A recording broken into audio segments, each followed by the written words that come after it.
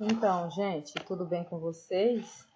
Mais uma vez, estamos aqui para dar continuidade ao nosso estudo, à nossa disciplina de Psicologia Aplicada e Ética Profissional, comigo, professora Yara. Tudo bem com vocês? Nós vamos ver um pouco da introdução à psicologia como ciência. A gente já fez um pequeno debate sobre a psicologia como ciência e vamos falar de cada profissional formado de acordo com a área. São considerados os médicos da alma e do corpo e da alma. Quem são esses? São os psiquiatras. Os psiquiatras são profissionais com formação em medicina e especialização em psiquiatria. Qual é o objetivo deles? É lidar com a prevenção, com o atendimento, fazer o diagnóstico e o tratamento, juntamente com a reabilitação das diferentes formas de sofrimentos mentais. E quais são esses sofrimentos, professora? Esses sofrimentos são a depressão, a ansiedade, a esquizofrenia, a compulsão alimentar e outros transtornos que hoje, no século XXI, estão cada vez mais avassaladores entre a nossa sociedade. No tratamento, o que eles usam? O que os pacientes usam? O que os psiquiatras passam para esses pacientes? Eles passam medicamentos que são indicados como os antidepressivos, os ansiolíticos, e eles também trabalham com o apoio do tratamento dessas patologias, ou seja, eles trabalham com afinco para curar realmente essa patologia com as quais os pacientes.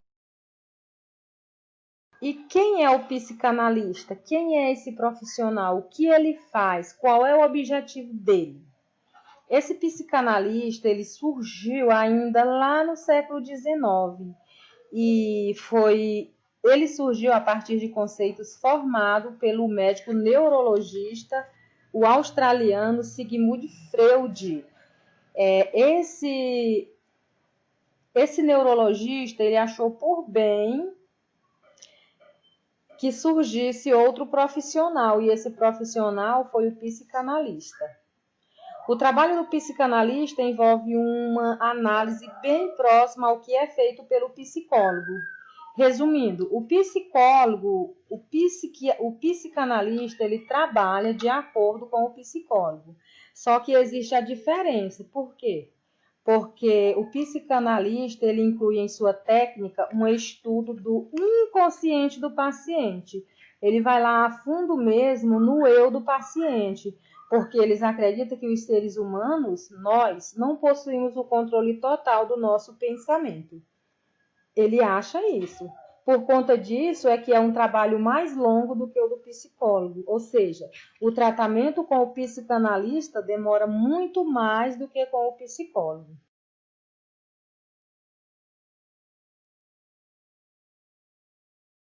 De acordo com a abordagem biopsicossocial, fatores biológicos, psicológicos e sociológicos interagem, produzindo no indivíduo saúde ou doença. Professor, o que quer dizer isso? Gente, quer dizer que, de acordo com o seu pensamento, ou você adoece, ou você tem doença, ou você tem saúde. O nosso pensamento, ele vive girando, tá? E de acordo com o nosso pensamento, nós produzimos a nossa própria saúde ou adoecemos. Na contemporaneidade, pode-se observar que as concepções e ações em saúde buscam superar o modelo biomédico, mecanicista e centrado na doença, denominado paradigma curativista ou biomédico. Ou seja, ou você se cura ou você fica doente.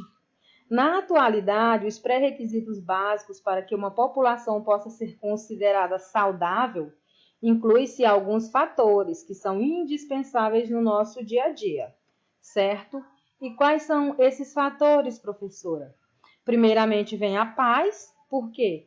Porque precisamos de paz interior para estarmos bem conosco mesmo, tá? Vem a habitação. A habitação por quê? porque nós precisamos de um lugar adequado para vivermos.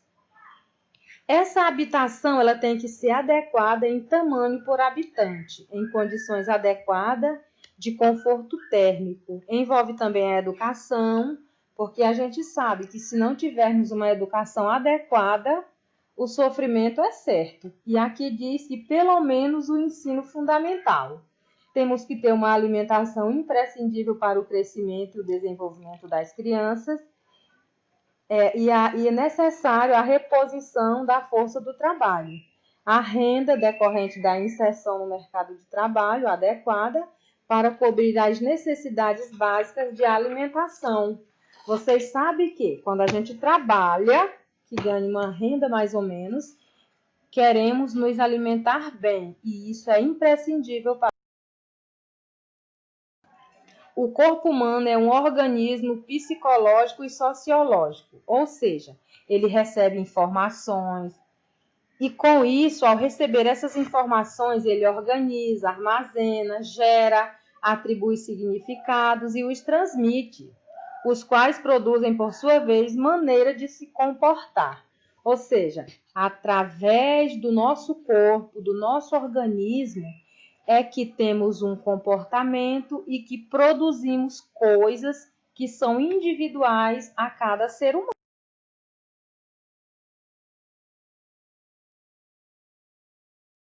São condições que estão em equilíbrio dinâmico. Por quê que são coisas que estão em equilíbrio dinâmico? Porque depende do nosso próprio pensamento para estar organizado de forma adequada. O estudo, diagnóstico, prevenção e tratamento de várias doenças. O que é esse estudo? É o estudo feito para diagnosticar e, ao mesmo tempo, prevenir ou tratar as várias doenças. Eles devem ser considerados com atribuições especiais, porém diferenciados dos 3 conjuntos de variáveis citadas, certo?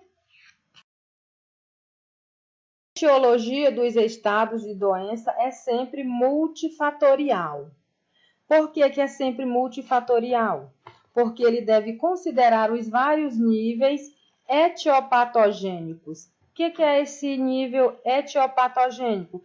É o estudo do que provoca uma doença, uma patologia, e que todos eles requerem uma investigação adequada. Ou seja, se você não investigar profundamente o que você está sentindo, você jamais vai saber. Nessa imagem ao lado, tem falando um pouquinho sobre etiologia. O que é etiologia, professora? É o estudo das causas, ciência das causas, certamente atrela-se a um raciocínio, tá? A expectativa da etiologia apresenta-se em vários campos. Quais são esses campos? A saúde mental, a biológica, a criminologia e a medicina. A melhor maneira de cuidar de pessoas que estão doentes se dá por ações. Que ações são essas? As ações que vocês vão tomar para cuidar de outro doente, principalmente nessa área que vocês escolheram, nessa profissão que vocês escolheram para a vida de vocês. Qual é a melhor maneira? A melhor maneira de cuidar de pessoas que estão doentes se dá por ações integradas, ou seja, por ações em conjunto de toda uma equipe para cuidar daquele doente que procurar a junta, o posto, o hospital, seja que lugar for que o profissional esteja. Não é patrimônio ou responsabilidade exclusiva de um grupo ou especialidade. Saúde não é patrimônio e não é responsabilidade. Saúde é um ato que todos nós devemos ter, é uma coisa exclusiva de um grupo, certo? A investigação e o tratamento não podem permanecer exclusivamente nas especialidades médicas, ou seja, a saúde não depende só do médico, não depende só do profissional de saúde, depende de nós mesmos.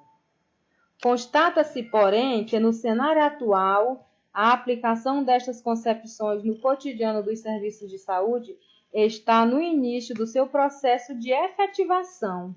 O modelo biopsicossocial pressupõe ações integradas e interdisciplinares.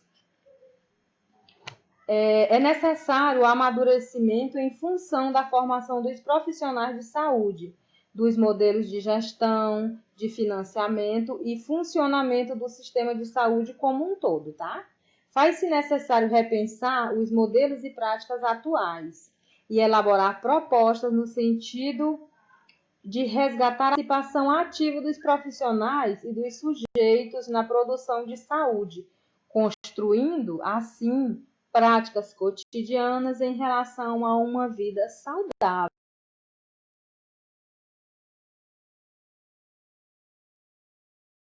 Personalidade. Eu achei esse slide super interessante, pessoal. A formação da personalidade de um processo gradual, complexo e único a cada indivíduo. A personalidade é formada durante as etapas do desenvolvimento pelas quais passa a criança desde a gestação. Para a sua formação, influem tanto os elementos geneticamente herdados, como também os adquiridos no meio ambiente no qual a criança está inserida.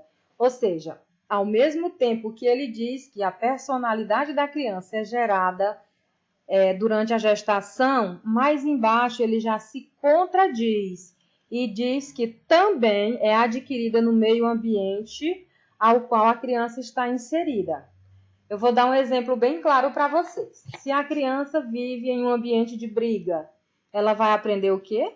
A ser brigona. Se a criança vive em um ambiente de discórdia, ela vai ser o quê? Ela vai se transformar em um adulto, ela vai se tornar um adulto totalmente discordante de tudo. Se a criança vive em um ambiente sem educação, ela vai se tornar o quê, gente? Ela vai se tornar uma criança mal educada.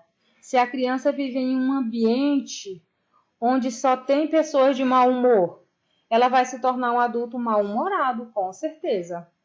A personalidade é uma característica do ser humano, que organiza os sistemas físicos, fisiológicos, psíquicos e morais de forma que, interligados, eles determinam a individualidade de cada ser.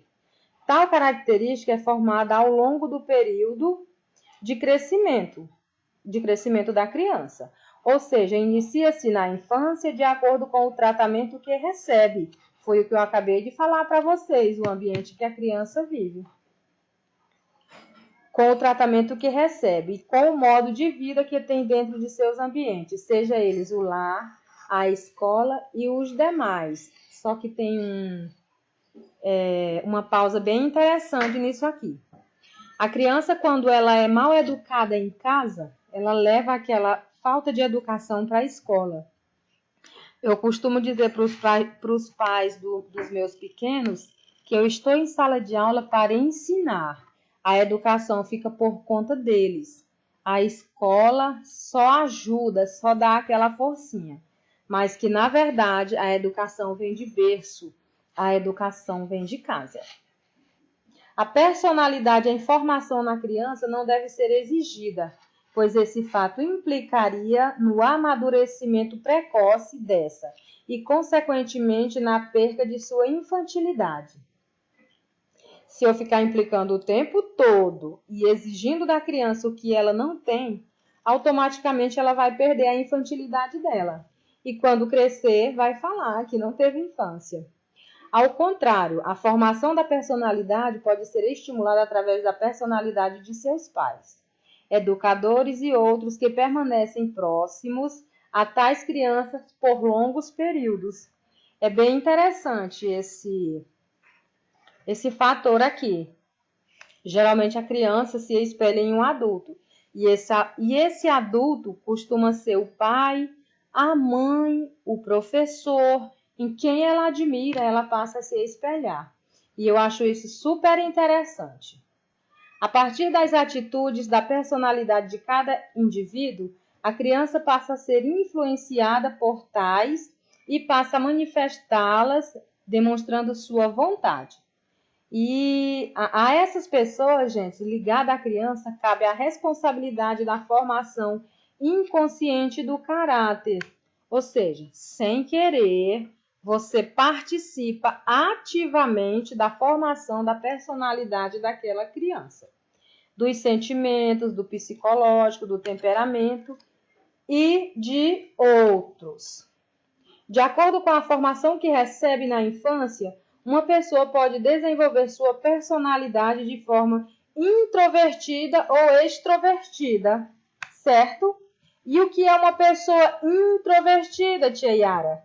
Gente, uma pessoa introvertida, ela concentra seus interesses em si mesmo, ao contrário da extrovertida. Por que ao contrário? Porque a extrovertida demonstra seus interesses nas situações e não em si mesmo. E isso ocorre no meio externo, na vida social e na relação com o terceiro. A pessoa extrovertida, ela não se baseia, ela não tem base nos de casa, ela já vai ver lá os terceiros. Por isso que é extrovertida, certo? De acordo com diferentes manifestações de personalidade, uma pessoa pode demonstrar insegurança, perturbação, agressividade, ansiedade, neurose, frustração e mais. Eu não vou muito longe. Na atualidade, a gente conhece muita gente frustrada. Por que frustrada, professora? Porque não conseguiu atingir o objetivo que desejava. Ansiedade, isso eu nem falo, porque a maioria da nossa sociedade, do nosso povo, sofre desse male, que é a ansiedade. A agressividade nem se fala. Eu já me deparei com tanta criança agressiva que eu fico com dó do futuro daquela criança. E, infelizmente, nós, professores, não temos, assim, uma resposta positiva dos pais. Eles acham que nós, professores, temos a obrigação de virar a criança do avesso e consertar. Então, gente, essa foi a nossa aula. Daqui a pouco tem um questionário para vocês. E desde já o meu muito obrigada pela atenção de vocês, pela participação. E gostaria de dizer a todos vocês que é um prazer imensurável multiplicar. Eu falo multiplicar conhecimentos por quê? Porque, na verdade, eu não sei nada. Eu só sei o que eu leio. Mas quando vocês começam a falar junto comigo, aí vai surgindo, e a gente faz essa troca maravilhosa, certo? Que eu acho bom, que eu gosto, que é o que eu sei fazer. Muito obrigado, meu abraço, meus amores.